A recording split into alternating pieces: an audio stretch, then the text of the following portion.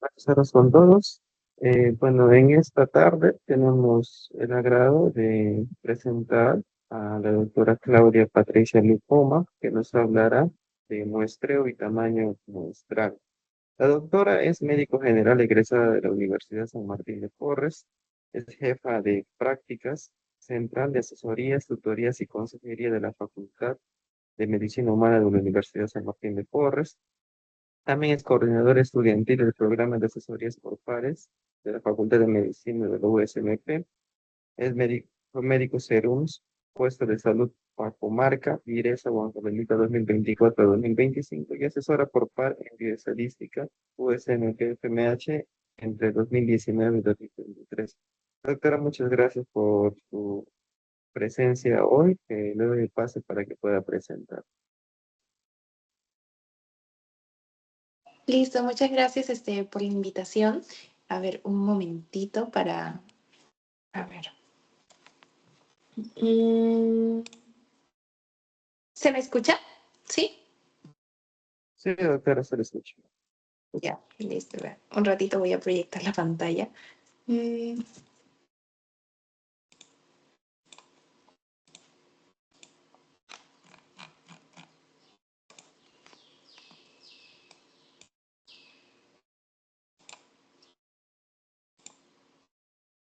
ya. Listo, ¿se me escucha? ¿Se ve la pantalla, lo que estoy proyectando, no? Sí, doctora, se le escucha Ya, perfectamente también. ya, listo, genial. Entonces, bueno, muchas gracias por la invitación. Yo como he sido asesora por par bastante tiempo de lo que es bioestadística, entonces pues me gusta todo este tema de lo que es muestreo, tamaño muestral, y eso les va a servir bastante para cuando ustedes empiezan a realizar su trabajo de investigación, porque ustedes tienen que saber que necesitan un orden para hacer las cosas, porque ustedes, por ejemplo, cuando ya empiecen a hacer su tesis o trabajo de investigación y digan, por ejemplo, ya sé qué pregunta realizarme, ¿no? Por ejemplo, prevalencia, por ejemplo, la cantidad de anemia de los niños, etcétera, si hay asociación de factores de riesgo, etcétera, ¿no? Entonces, te planteas tu hipótesis nula, te planteas todo lo que es este tipo de hipótesis alterna, entonces de ahí dices, ok, entonces, ¿cómo busco mi muestra? Entonces, ¿cómo busco las personas que me van a ayudar a hacer mi trabajo de investigación? Entonces, ahí va el tema en el cual tú tienes que definir la muestra, o sea, identificar cuál es tu población de tu, por ejemplo, pregunta o tu hipótesis, ¿no? Entonces, después de que tú definas cuántos necesitas o cuánta gente necesitas y depende también de dónde vas a sacar la información, entonces determine la muestra del estudio. O sea, tienes que elaborar una lista, un censo, depende de dónde tú estás yendo a, por ejemplo, a buscarlo, no sé, en el hospital, en colegios, por ejemplo, en la misma universidad, ¿no? Entonces, depende mucho de eso. Ahora, luego de eso, de que definas cuánto, cuánto va a ser la muestra y determines en dónde lo vas a realizar, entonces luego seleccionas la técnica, porque no sé si ya han llevado estadística, pero siempre nos dicen en la clase, muestra probabilística y muestra no probabilística, no sé. Entonces, ¿quién de ellos, de ustedes, ya han llevado estadística? O sea, levanten o reaccionen. Si es que no han reaccionado, pues todavía no lo llevan, me imagino. Ya. Entonces, básicamente eso, ¿no? Entonces, tengan en claro qué es una prueba probabilística y no probabilística y lo vamos a ver ya más adelante con esta presentación. Y luego lo que es determinar tu tamaño de muestra. O sea, por ejemplo, tú no vas a poner, digamos, ya solo necesito 20 pacientes o 20 alumnos, no, o sea, tú tienes que calcular un tamaño considerable para que no haya un margen de error, para que no sea, por ejemplo, que no sea significativo. Se tiene que ser con unas muestras grandes para que siga siendo significativo. Y luego ya empiezas a hacer lo que es el proceso, ¿no? De ir al hospital, de ir a hacer las encuestas, conversar con los alumnos, etcétera, ¿no? Entonces, eh, primero hay que saber qué es cada cosa, porque yo les puedo decir la población, la muestra, la unidad de análisis. Entonces me dirán, doctora, ¿qué es eso? No me acuerdo, ¿no? Entonces, primer paso es definir tu muestra. Entonces, obviamente, como lo hemos visto tanto en el colegio como en la universidad, te preguntas, ¿no? ¿Qué es una población y qué es una muestra, ¿no? Entonces, la población es un conjunto total de todos los individuos con los que vas a trabajar con ciertas características. Por ejemplo, yo quiero basarme, por ejemplo, mis niños con anemia en el puesto de salud. No sé, por ejemplo, acá había uno cerca, Micaela Bastidas o Alfa y Omega, ¿no? Entonces, eh, solo vas a tener, bueno, la población sería los niños con anemia, ¿no? Del puesto de salud, alfa y omega. Entonces, pero de esa población tienes que sacar tu muestra y tu muestra va a ser un poco más específica. O sea, por ejemplo, yo solo quiero los niños, digamos, las niñas mujeres de 3 a 6 años que tengan anemia. Entonces, eso es diferente. Entonces, la muestra es esa, que es algo específico, ¿no? Específico de toda la población. Y luego ya está los individuos por cada individuo. Y esa sería la unidad de análisis. Por ejemplo, no sé, como estamos hablando de, por ejemplo, anemia, entonces estos niños sería porque una niña de 3 a 6 años que tiene anemia en el puesto de salud alfa y omega, ¿no? Entonces, esa es la unidad de análisis, ¿ya? Entonces, entonces también hay que conocer términos, por ejemplo, lo que es nivel de confianza, intervalo de confianza y margen de error. Entonces, si no sabemos esto, estamos perdidos, literalmente. Entonces, me dirán, ay, doctora, pero nivel de confianza e intervalo de confianza es lo mismo. No, no es lo mismo. O sea, nivel de confianza es, por ejemplo, la probabilidad preestablecida que el intervalo va a capturar. O sea, por ejemplo, es como el intervalo en el cual la muestra o la veracidad está dentro de esta. No sé si me dejo entender. Por ejemplo, eh, es como que tú tienes un intervalo y en este intervalo va a haber un valor que va a incluir, ¿no? Va a incluir a tu hipótesis, ¿no? Entonces, por eso, cuando ustedes, digamos, han llevado estadísticas, les pone un nivel de confianza del 90%, del 95%, del 99%, ¿no? Entonces, eso es para ver si es que de verdad en ese lapso de tu curva está tu verdadera respuesta. Entonces, ¿cómo se calcula el nivel de confianza? Es antes de hacer la investigación. Entonces, como lo ven en el cuadro, es entre 90, 95, 99. Y si ustedes lo han realizado antes, el 95% siempre es el que se da. O sea, siempre o la mayoría de veces, el 95% es el nivel de confianza para todos los trabajos de investigación, ¿ya? Entonces, y depende tanto del investigador. O sea, yo también podría poner, no, yo quiero que sea un nivel de confianza del 99%, pero si yo pongo un intervalo de 99%, quiere decir que necesito un poquito más de muestras. Por ejemplo, yo solo quiero evaluar 100 pacientes, digamos, pero aquí sí vas a necesitar un poquito más, porque luego te va a salir un margen de error grande, ¿ya? Entonces, por ejemplo, ahí quiero un 95 de seguridad de mi estimación, ¿ya? Entonces, literalmente es el grado de seguridad, como lo planteé ahí. Y luego el intervalo es como que el rango entre un porcentaje y otro, en el cual va a estar definida, por ejemplo, tu variable, etcétera.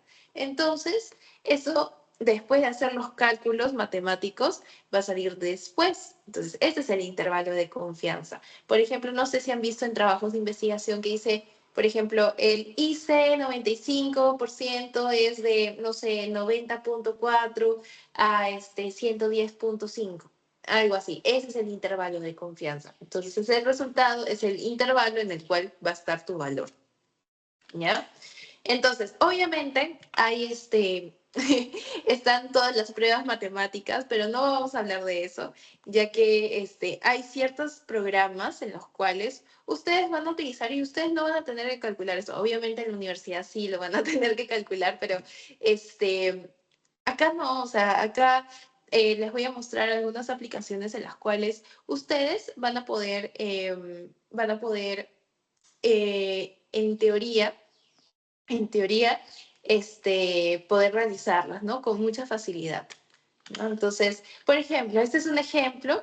Me dicen, ay, doctora, mucho texto, ¿no? Entonces, lo que pasa es de que cuando nosotros empezamos a buscar una variable, entonces siempre hacemos nuestra curvita, nuestra curva, y ese es el nivel de confianza y el intervalo de confianza. Entonces, lo que es azul es la distribución de, por ejemplo, digamos, esta es de la glucosa, ¿ya? Entonces, esto de aquí es la glucosa, ok. Entonces, es la distribución de que entre 95 y 115 está mi población, ¿no? O sea, como que he hecho mi estudio y he encuestado a 200 personas y sus glucosas están entre 95 y 115, ¿no? Luego la línea roja es la media muestral, o sea, hacemos un conteo y hacemos una media aritmética en la cual es 105, ¿no? Nuestro promedio. Luego, la zona celeste sombreada es el intervalo de confianza también. O sea, entre esos, por ejemplo, lo de azul vendría a ser entre qué número y entre qué número estaría la glucosa. Por ejemplo, ahí nos sale que es 95.2 a 104.8. Entonces, ese sería nuestro intervalo de confianza. Y el nivel de confianza depende de mí. Depende de mí, de lo que yo he hecho, y depende de mí si yo quiero ponerle 90, 95, 99%. Entonces, el nivel de confianza es el grado de seguridad o confiabilidad de lo que es tu trabajo de investigación, ¿no? Entonces, el intervalo de confianza es el rango que sombrea lo que es lo azul, ¿no? Entonces, ustedes cuando hagan su tema o hagan su investigación, tienen que, mm, como, ¿cómo así decirlo? Expresar sus resultados de manera objetiva y descriptiva. Entonces digamos, en este caso sería, en el presente estudio se estimó la glucosa promedio en una muestra de 200 pacientes con diabetes, obteniéndose una media de 105 miligramos por decilitro. Entonces, al calcular el intervalo de confianza del 95%, se obtuvo un rango de tal, ¿no? Entonces, el intervalo de confianza. Ahora, también tenemos lo que es el margen de error. O sea, no sé si han visto en trabajos científicos que hay más menos 5, más menos 8. Entonces, ese es el rango de error. Es la máxima diferencia que se puede aceptar un valor. Porque, o sea, digamos que siempre va a haber márgenes de error y obviamente, por ejemplo, a lo que es un menor margen de error, mayor tamaño de muestra. Entonces, si tu margen de error es pequeño, entonces es porque tu tamaño de muestra, o sea, la cantidad de personas o de variables que has encontrado es muy grande, entonces va a haber una mayor precisión. Pero ¿qué pasa si tu margen de error de lo que tú evaluaste es grande? Entonces eso quiere decir de que tu tamaño de muestra es muy pequeño. Entonces, cuando es más pequeño, acuérdense de esto, a menos tamaño de muestra va a haber un mayor margen de error. Entonces, siempre cuando ustedes hagan su trabajo de investigación, no hagan pues de 30, 40, 50 personas, tienen que hacer un número adecuado, ¿no? Entonces, a partir de 500, 800, 1000, o no les digo que hagan un censo, ¿no? Pero ustedes ya saben, ¿no? Para evitar este margen de error, ¿no? Ahora, va a haber tipos de muestreo. Y como les había dicho, hay un tipo probabilístico y un tipo no probabilístico. Y me van a decir, doctora, pero ¿cuál es la diferencia por ejemplo, probabilístico y no probabilístico? Entonces, el probabilístico es que todos los elementos tienen la misma, digamos, probabilidad para ser seleccionados. Entonces, como tienen la misma chance de ser seleccionados, por eso se le llama probabilístico. Y esto es chévere porque, más que todo, ¿cómo lo puedo decir? Que sirve para estudios más representativos y generalizados, por ejemplo, en los censos. Entonces, si se hace un censo y se hace el muestreo probabilístico, entonces esto es significativo, porque estás utilizando una muestra probabilística que puede ser aleatorizado. Por ejemplo, tenemos el muestreo aleatorio simple, el conglomerado, el sistemático, el muestreo estratificado, ¿no? Entonces, y también tenemos lo que es el muestreo no probabilístico. El no probabilístico, ¿qué quiere decir? Que uy, ¿cómo así decirlo? Que va a depender del investigador, o sea, no es al azar como el probabilístico, sino de que tú determinas unos ciertos criterios para tú decidir qué muestra quieres, ¿no? Entonces, en cambio en los otros sí es al azar, ¿no? A ver, entonces, acá está, por ejemplo, el tipo de muestreo. Tenemos lo que es el probabilístico y no probabilístico. Tenemos, como les dije, el aleatorio simple, que vendría a ser el sorteo. El sistemático, que ahora les voy a decir por una cadena de promedios, si se podría decir así. El estratificado, que se va a dividir por estratos. El conglomerado, que depende de los grupos que tenga tu misma muestra. Y el multietápico, que es la combinación de varios muestreos probabilísticos, pero este es muy difícil de realizar. O sea, les recomiendo que si van a hacer un muestreo, hagan solo uno, nada más. No, no combinen porque luego se les va a complicar bastante. Ahora, el muestreo no probabilístico, tenemos de conveniencia, por cuotas, intencional, de bola de nieve, y lo vamos a explicar ahorita. Entonces, a ver. Entonces tenemos el muestreo aleatorio simple, que es literalmente sorteo. O sea, es como que agarras cualquier número, digamos, ya como tómbola, ya, algo así. Entonces es como, por ejemplo, el 28, el 47, el 56, el 215 y el 228 o algo así. Entonces ese es el aleatorio simple.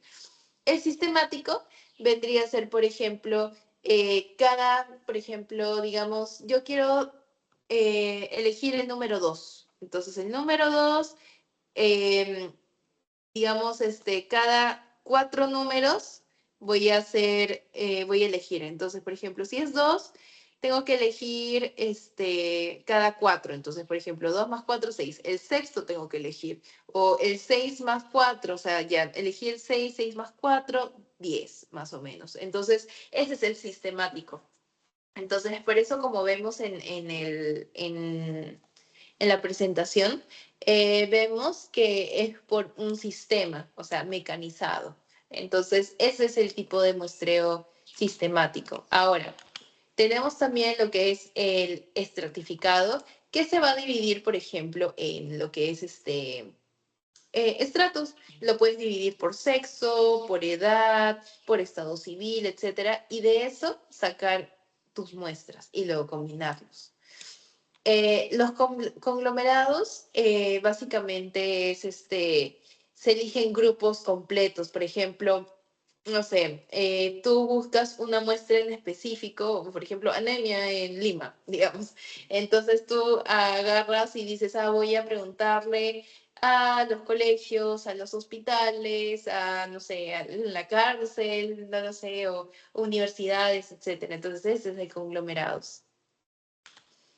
Y ya para avanzar con lo que es muestreo no probabilístico, les había dicho que tenemos lo que es por cuotas, por conveniencia, etcétera, ¿no? Entonces, por cuotas vendría a ser seleccionar una muestra después de dividir una población. O sea, por ejemplo, entonces, digamos, tú quieres dividirlo en tres. Entonces, depende mucho del investigador que tú, lo que tú quieras, ¿no? Entonces, ya, entonces, yo voy a dividir, tengo no sé, una población de 300 y los voy a dividir en 100, 100, 100 y de ahí yo voy a elegir cuál. Entonces, ese es no probabilístico. O, por ejemplo, por conveniencia, que es como que seleccionar a los individuos que le convienen más que todo a mí, o sea, como investigadora, ¿no? Porque, digamos, por ejemplo, em, a ver, un ejemplo de, de conveniencia. Por ejemplo, yo quiero estudiar a mis amigos de la universidad. Entonces, como yo tengo más facilidad de ser como, tener más tacto con mis amigos, que son, digamos, 20 de la universidad, ya yo les voy a hacer la encuesta. Entonces, eso es por conveniencia, porque yo determino, porque a mí me parece más lo correcto hacer eso, ¿no? Porque es mi facilidad, ¿no? Ese es por conveniencia. Luego tenemos, por ejemplo, bola de nieve, que, ¿cómo decir? ¿Cómo lo explico? A ver, puede ser, por ejemplo, cuando, eh, a ver, ¿cómo lo puedo explicar? Es que lo que pasa es que bola de nieve se da cuando son personas que tienen dificultad para acceder a estas personas. No sé si me dejo entender. Entonces, podría ser, por ejemplo, los indigentes o los grupos minoritarios en los cuales, digamos, se pasan la voz y de ahí sacan este tipo de muestreo, ¿no? Porque se pasan la voz. Entonces, por conocidos de los conocidos, como dice ahí. Entonces, ese es el muestreo de bola de nieve. O sea, por ejemplo, le digo no sé, un grupo minoritario de una iglesia, le digo, necesito una persona que sea de tal. Ya, yo conozco a tal persona, pero esta persona vive lejos, etcétera, que no sé qué, pero yo necesito esas características. Entonces, como tengo esas características, me sirve a mí, ¿no? Y luego está lo que es el accidental. Entonces, el accidental se eligen de manera casual, sin ningún juicio previo, o sea, las personas, por ejemplo, ¿cómo decirlo? Ah, accidentalmente se pueden encontrar o sea, en su ámbito. Por ejemplo, ¿no han visto alguna vez que en las calles o, por ejemplo, en los comerciales dicen, vamos a entrevistar a 10 mamitas que para ver qué piensan sobre, no lo sé, qué piensan sobre, mm, no sé, el helado Donofrio, no lo sé. Entonces, por ejemplo, tenemos esa, esa, por ejemplo, ese ejemplo, ¿no? Entonces, le preguntamos a 20 mamitas y donde caiga cualquier mamita que esté por ahí caminando, el entrevistador le va a hacer preguntas. Entonces, accidental, o sea, accidentalmente me encontré con esta mamita y me dio su opinión. Entonces, tú no viste o no dijiste como que, uy, yo quiero esta mamita de acá o que no, eso no ha sido accidental, ¿no? Ya, entonces, luego de eso, vas a tener que elegir el tamaño. O sea, por ejemplo, ok, tienes una lista de personas que tienen anemia, digamos, pero no sabes cuánto calcular tu tamaño de muestra. Entonces, esto matemático lo voy a pasar porque esto lo puedes utilizar en programas, pero para que sepas de que hay para poblaciones grandes y poblaciones finitas. Entonces, dependiendo de las poblaciones, vas a calcular tu tamaño de muestra. Entonces, es un ejemplo muy sencillo en las cuales tú tienes tu nivel de confianza, que es 95%. Y tú, bueno, tu Z vendría a ser 1,96 dependiendo de tu nivel de confianza. Luego ya sabes tu margen de error y solo harías la operación simple, ¿no? Ya, ahora sí. Este es uno de los temas que me gustaría tocar y ahondar más porque si no conoces o, por ejemplo, tal vez tu muestra te salió eh, o, por ejemplo, tus resultados no han salido como han querido, es porque esto ha tenido que influir. Entonces, por ejemplo, tenemos lo que es el nivel de confianza. El nivel de confianza, ¿qué quiere decir? Que es, como les habíamos dicho, ¿no? Que es la seguridad con la que se quiere estimar el parámetro. Entonces, usualmente, como les digo, es 95% y a mayor nivel de confianza va a haber un mayor tamaño de muestra, porque el intervalo de confianza va a ser más alto. Entonces, por ejemplo, si quiero calcular, no sé, la prevalencia de diabetes, no sé, con un 99% de confianza, entonces voy a necesitar más pacientes, ¿no? O sea, muchos más pacientes. Entonces, básicamente sería eso, ¿no? Luego tenemos el poder estadístico. El poder estadístico, ¿qué quiere decir? Es la probabilidad de detectar un efecto verdadero, o sea, que nuestro trabajo de investigación de efectos positivos o verdaderos. Ese es el poder estadístico. Por ejemplo, el estándar en sí es entre 80 a 90%, ¿no? Entonces, a mayor poder va a haber un mayor tamaño de muestra. Entonces, cuando tengas más tamaño de muestra, va a haber mucho más poder estadístico. Entonces, digamos, no sé, un estudio clínico de un fármaco para reducir la hemoglobina glicosilada, por ejemplo, no lo sé. Entonces, en esta parte tenemos, por ejemplo, no sé, necesito un estudio que tenga un poder mayor de 80 para que se pueda detectar es que este fármaco está haciendo efectos verdaderos, ¿no? Entonces, ese es el poder estadístico. Luego tenemos el efecto mínimo clínico importante, o sea, ¿qué quiere decir? Que eh, dependiendo de la muestra, es, es que se va a ver si tenemos un efecto, por ejemplo, en un medicamento. Por ejemplo, si yo tengo muestras chiquitas, entonces va a haber diferencias pequeñas. Entonces, lo que se necesita es que si tenemos efectos, por ejemplo, pequeños, es porque vamos a necesitar más muestra para que nos indiquen si es que en verdad está funcionando, ¿no? Luego, si tenemos efectos grandes, entonces vamos a requerir como menos muestra, ¿no? Entonces, ahí está lo que es el efecto mínimo. Luego ya conocen la varianza poblacional y la proporción, porque va a haber, a mayor variabilidad, va a haber mayor muestra, ¿no? Y el tipo de diseño, depende de lo que tú buscas, ¿no? El tipo de diseño, si es descriptivo, si es transversal y además qué tipo de muestreo con qué tipo de muestreo lo vas a realizar, ¿no?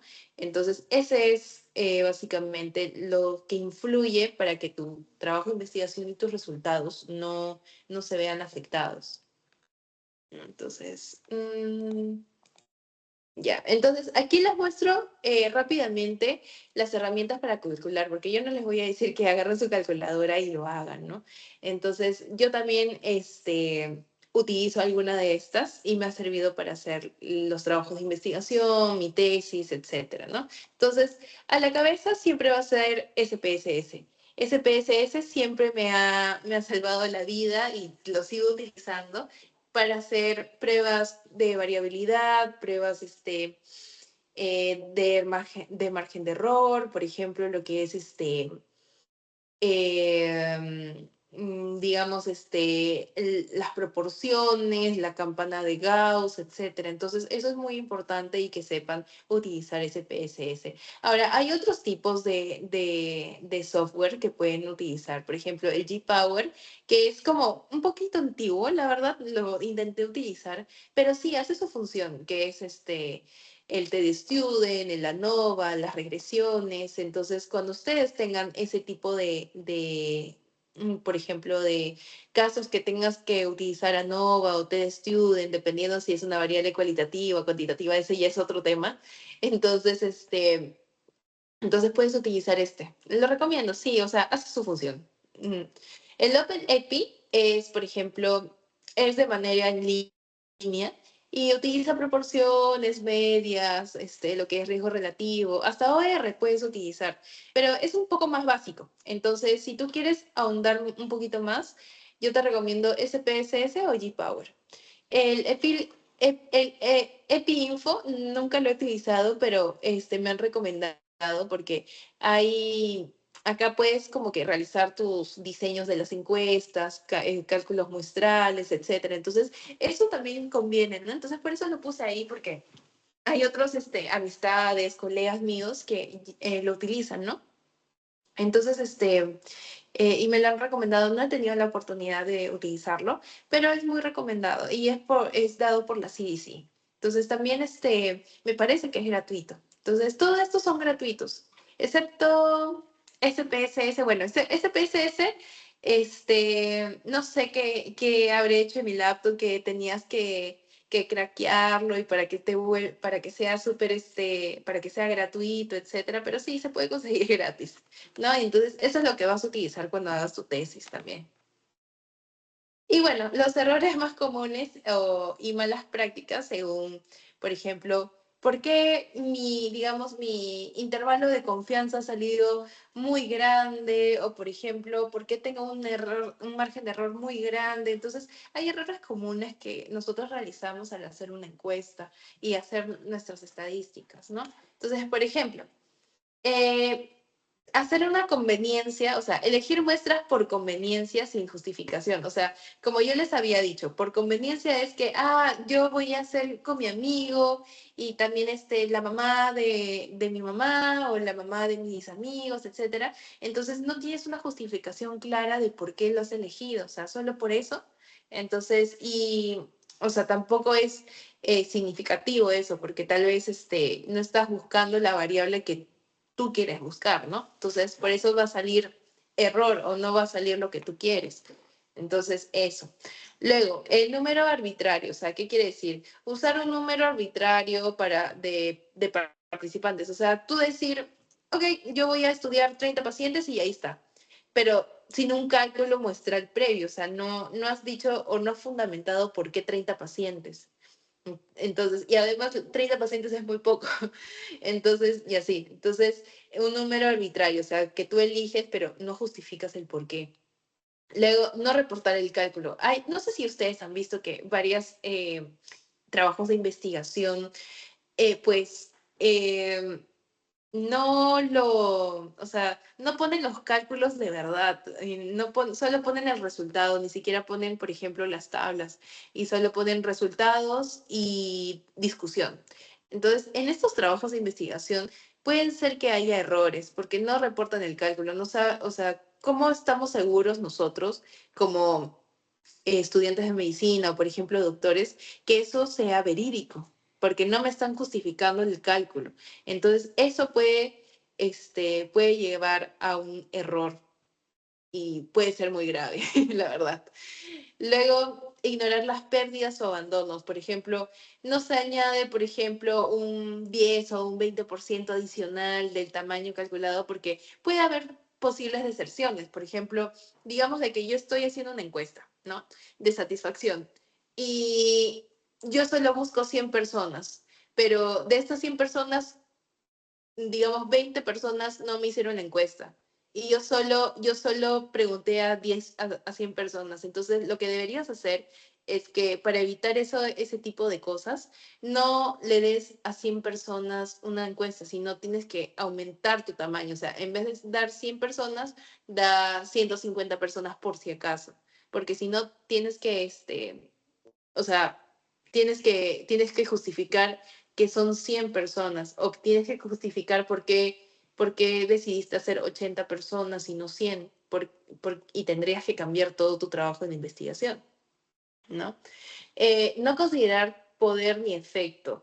O sea, por ejemplo, como les había dicho, ¿no? El poder estadístico es muy importante. O sea, si no, si sientes de que, o te sale en el cálculo que tu poder estadístico es muy bajo, entonces quiere decir de que no, tu muestra ha sido muy pequeña o el efecto es muy chiquito, tan chiquito que no es significativo, ¿no? Entonces tienes que ver eso, tienes que cambiar la muestra, etcétera, ¿no? Y es muy, muy común por el tamaño de muestra que tú tengas. Por eso yo les recomiendo que cuando ustedes hagan su tesis o su trabajo de investigación, pues que en verdad no tengan una muestra tan chiquita como de 30 personas, ¿no? O sea, tiene que ser de 500 para arriba, al menos mínimo, ¿no? Entonces, dependiendo de lo que tú quieres hallar. ¿Ok? Entonces, una muestra no representativa, como les había dicho, no vas a extrapolar, por ejemplo, 20, 30 pacientes. Digamos, uy, justo de estos 20, 30 pacientes que vi en la posta tienen anemia. Entonces, ¿eso quiere decir de que todo Lima tiene anemia? No, no quiere decir eso. O sea, es que es una prueba tan pequeña, que, o sea, es insignificativo, o sea, insignificante, perdón. Entonces, no lo puedes extrapolar.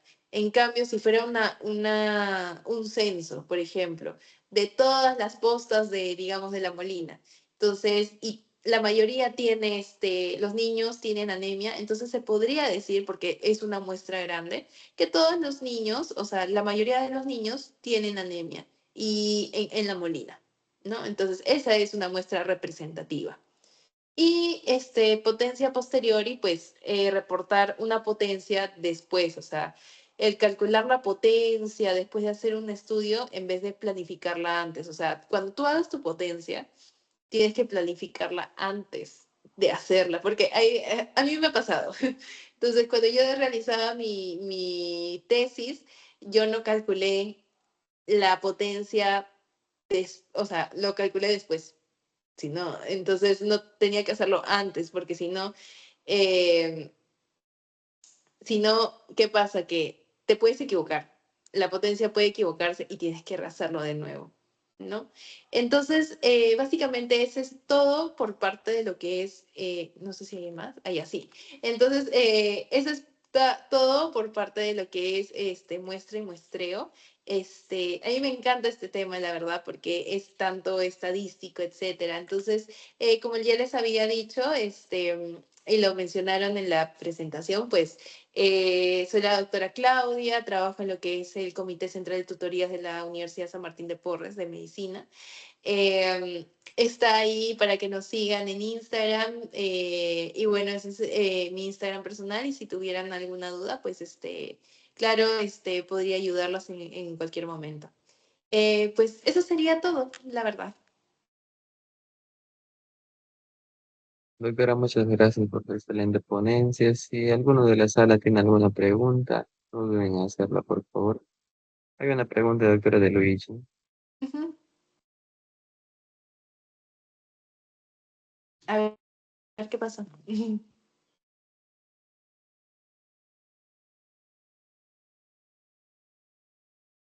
Luigi. Creo que no se le escucha. Sí, no la escucho tampoco.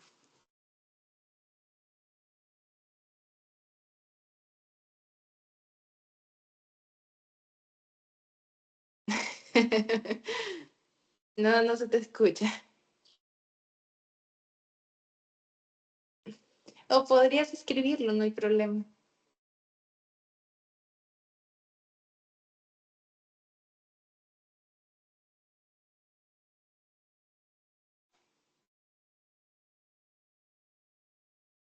Tal vez entrando, saliendo y volviendo a entrar. Ah, ya, no hay problema. No.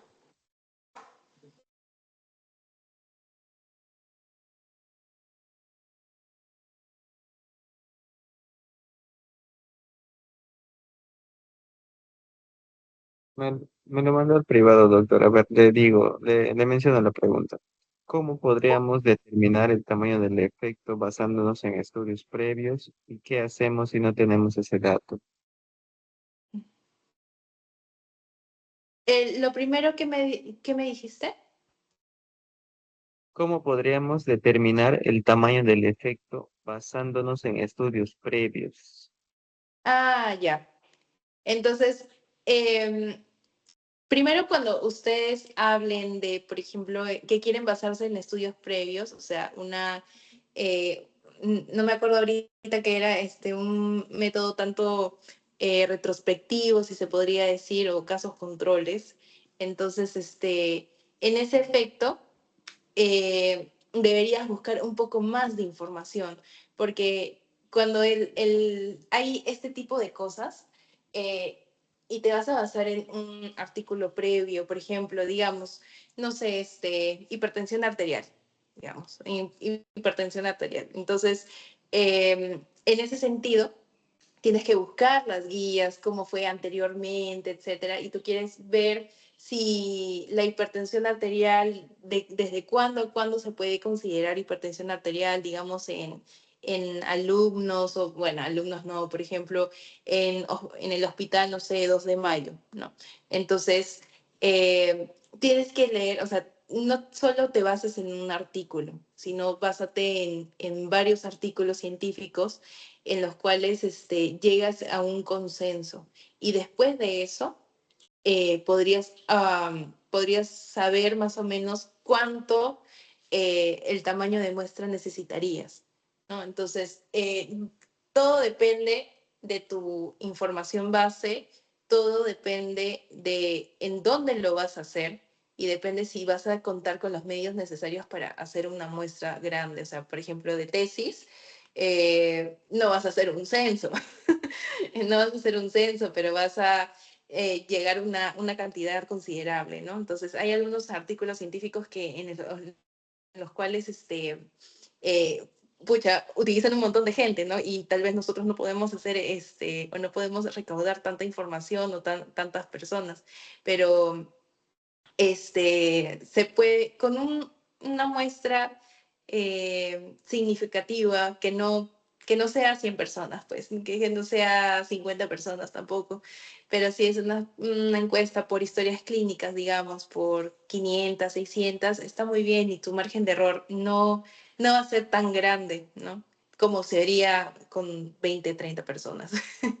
Entonces, sí, en conclusión, básate en la evidencia, toda la evidencia que puedas, no busques y con eso determinar un tamaño de muestra para que tu margen de error y tus defectos no sean tan, tan considerables, ¿no? Entonces, como les digo, el tamaño de muestra importa bastante. Eso Doctora, sería. también menciona qué hacemos si no tenemos ese dato del estudio, supongo.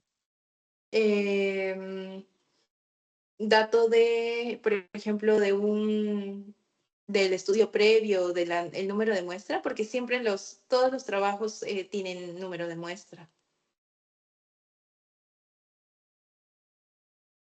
Poco. Supongo que se refiere a eso. Pues sí, Claro, doctor. claro, cuando ustedes vean un trabajo de investigación, siempre va a haber el tamaño de muestra, siempre lo tienen que presentar. Es más, en el resumen, en la primera hoja sale número de muestra tal, este tipo de estudio descriptivo transversal, no lo sé, y te dice qué utilizó, no sé, T de Student, coeficiente de Fisher, con, no sé, con un p-valor a 0.05, ¿no? Entonces, ahí sale, no te preocupes. Y también depende, o sea, si es que tu dato, es que también depende de qué tipo de artículo has cogido, porque, por ejemplo, si no son artículos científicos, entonces tal vez solo sean metaanálisis o, por ejemplo, sean, no sé, revisiones bibliográficas que no tengan que ver con un trabajo de investigación, entonces no va a salir. Pero sí agarran un poco de esa información de trabajos científicos que han trabajado con otras personas. Entonces ahí sí le va a salir el número de la muestra.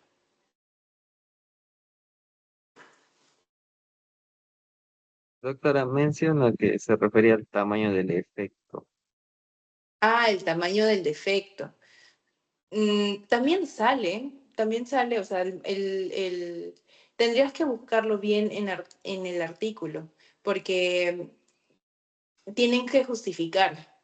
O sea, no toda prueba, no todo artículo científico este, va a salir 100%, eh, ¿cómo lo digo? 100% ok, ¿no? O sea, no, siempre va a haber algún defecto. Entonces, hay que buscar bien o tendrían una palabra clave que no se le diría defecto, sino con otro nombre. Entonces, yo lo conozco como defecto, pero tal vez en unos artículos científicos en inglés tal vez lo digan diferente, no lo sé. Si me escribe al Instagram y me dice totalmente, le puedo ayudar, ¿no? O también le puedo apoyar con esto en su trabajo de investigación, no tengo ningún problema. Listo, doctora, le comunico entonces. Hay otra pregunta Sí. también que menciona dónde podemos aprender más sobre cálculo del tamaño de muestras, si hay algún artículo o algún libro. Ah, de cálculos. En verdad, no sabría decirte a ciencia cierta si hay un artículo científico sobre tipo de cálculos, ¿no? Pero con gusto, yo podría apoyarlos también para su tesis, no hay problema, en la parte estadística, o sea, algo muy superficial o cómo utilizar el SPSS o las otras pruebas, ¿no? Entonces, yo gustosa de poder ayudarlos y de todas maneras, por ejemplo, si están confundidos, o sea, obviamente ustedes van a tener un asesor de tesis que también maneja el SPSS, ¿no? Pero sería bueno que ustedes tengan una base de cómo se utiliza, cómo determinar las cosas y además no solo es un tamaño de muestra, sino que ustedes también tienen que saber la diferencia entre las variables, si son categóricas, si son escalas, entonces eso es todo un mundo esto. Entonces, estoy presta a cualquier duda, etcétera. Gracias, doctora. Hay otra pregunta más. Menciona si podría explicar cómo exactamente se determina el nivel de confianza y si Ah, influye de alguna forma el tamaño y si influye en alguna forma en el tamaño de la muestra. claro, claro. A ver, voy a volver a proyectar.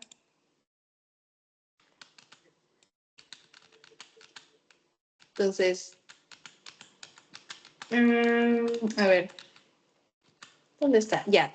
El nivel de confianza es importantísimo porque te va a dar, como les había dicho, ¿no? El grado de seguridad.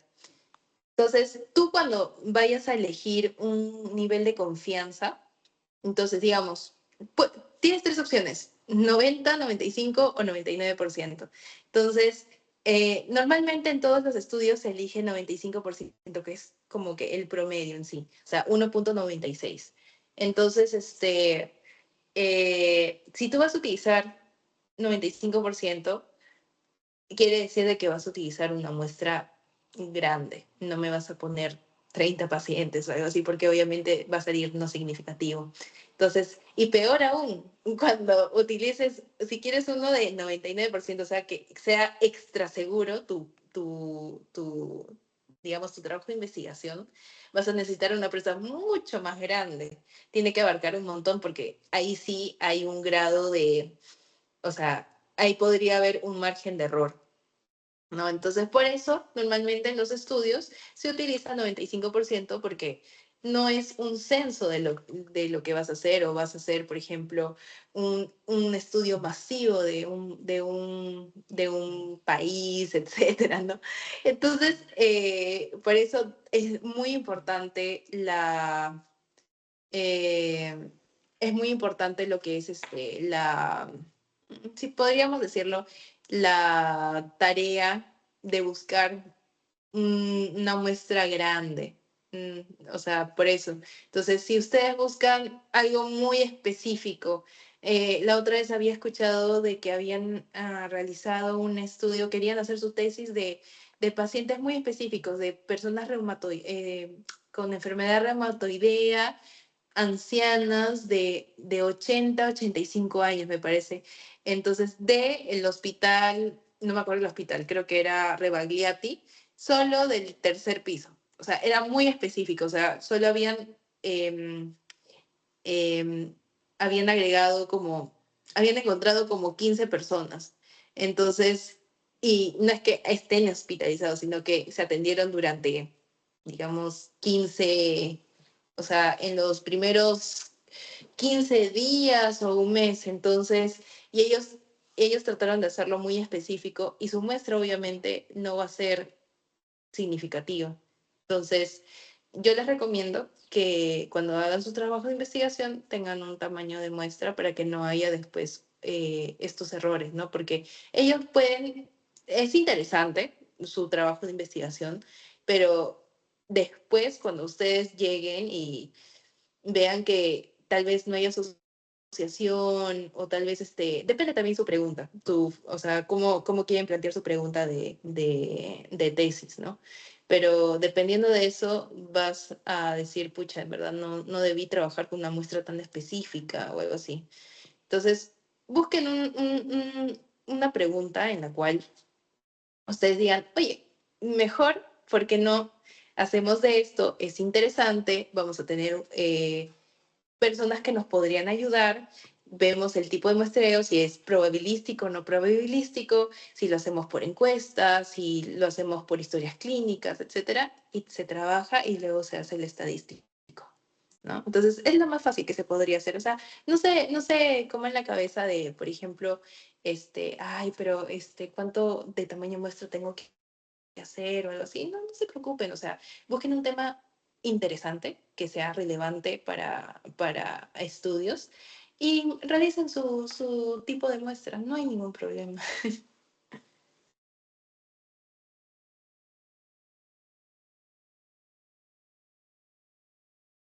Sí, Gracias, respondí, doctora. respondí la pregunta, me imagino, ¿no? Sí, sí, sí, doctora. Ya. No sé si hay alguna pregunta más del público.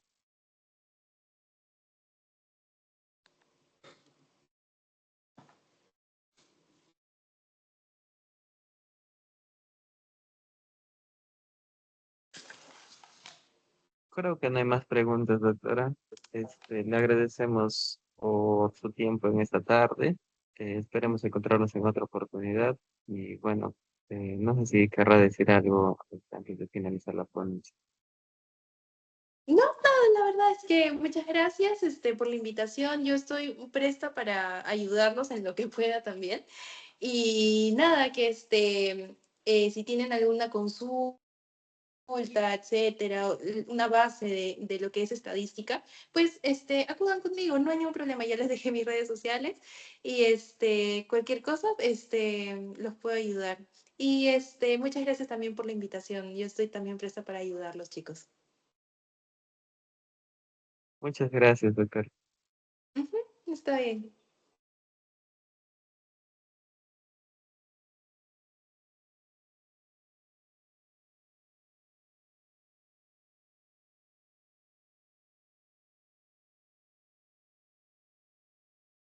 Chicos, finalizada la ponencia, agradecer nuevamente a la doctora. En unos momentos estoy pasando el link de asistencia final. Un momento, por favor. El QR voy a pasar. Estará 5 minutos cuando lo publique.